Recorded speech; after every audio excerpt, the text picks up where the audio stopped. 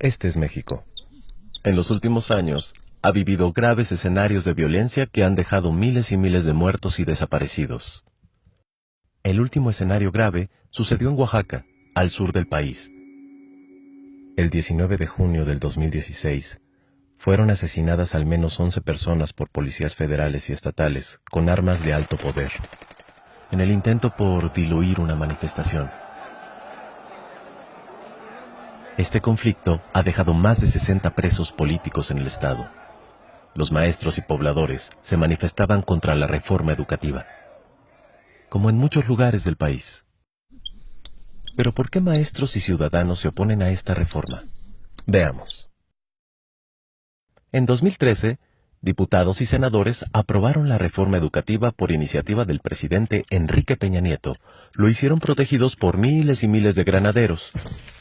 Bueno, aquí solo pondremos unos cuantos. Las protestas ya existían, pero no les importó escuchar las voces de especialistas en el tema, maestros y padres de familia. ¿Para quiénes entonces estaban realizando la reforma? Es muy claro, las voces que sí escucharon provenían de grupos empresariales como Mexicanos Primero y la Organización para la Cooperación y el Desarrollo Económico, el Club de los Países Ricos. Uno de los pilares de la reforma educativa es la evaluación a los maestros por lo menos cada 4 años. Esta evaluación pretende medir la idoneidad del maestro. Pero no toma en cuenta grado académico y experiencia, la calidad humana con los alumnos, ignora las diferencias culturales y socioeconómicas del país, por ejemplo, entre un maestro de un municipio de Nuevo León o un maestro rural en la Sierra de Puebla. El examen, además de largo y antipedagógico, está compuesto en su mayoría por preguntas sobre reglamentos y procedimientos burocráticos, y no por contenidos académicos. La verdad es que uno de los grandes objetivos de la reforma educativa es someter a los trabajadores de la educación arrebatándoles su estabilidad en el empleo, con el pretexto de mantener solo a los maestros idóneos. La renuncia provocada y el despido masivo echará a la calle a decenas de miles de educadores. Pero, ¿quién evalúa a los maestros? Enrique Peña Nieto impulsó la reforma educativa. Sí, quien difícilmente se sabe las capitales de los estados, creía que Benito Juárez estaba vivo en 1969 y que no puede citar los 3 libros que marcaron su vida. Este hombre, preocupado por la educación, tiene la facultad de nombrar al Consejo Directivo del Instituto Nacional de Evaluación Educativa. El INE, que evalúa a los maestros, es opaco y propenso a la corrupción. La evaluación que aplicará permitirá controlar y vigilar a los maestros al decidir su permanencia en el empleo. Los nuevos maestros serán despedidos sin responsabilidad para el gobierno, pues la ley deja fuera a tribunales de conciliación y arbitraje. Es decir, nadie podrá defender a los trabajadores de la educación que ya no contarán con los elementos más básicos de protección laboral. ¿A quién pretende controlar la reforma? Pues a maestros como los de Oaxaca, Guerrero, Chiapas, Michoacán, entre otros estados, que han luchado por años para poder elegir democráticamente a sus representantes y mantener su independencia del gobierno.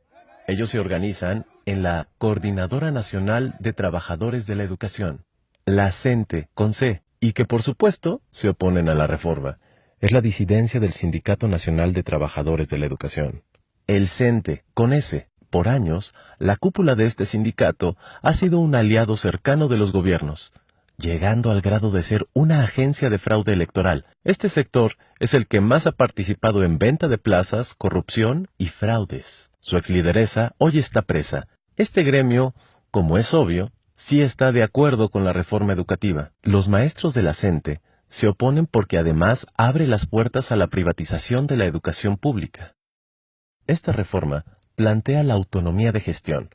Con este término, el gobierno pretende que los padres de familia tengan la responsabilidad de atender problemas administrativos de las escuelas, que siempre ha sido una obligación gubernamental, como el pago de agua y luz, descomposturas y materiales, además de otorgarles atribuciones de vigilancia sobre los maestros. Todo esto bajo el liderazgo del director.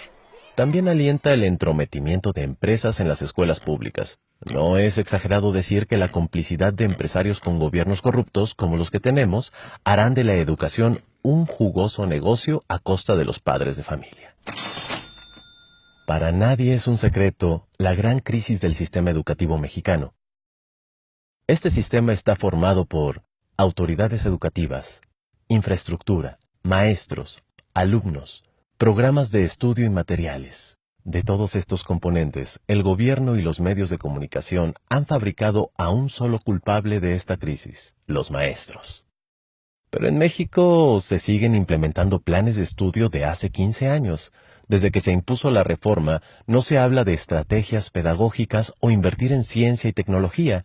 Hemos llegado al punto en que los libros de texto gratuitos tienen faltas de ortografía y errores científicos.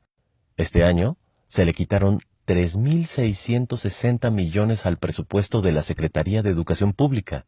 ¿Le interesa al gobierno la educación de los ciudadanos?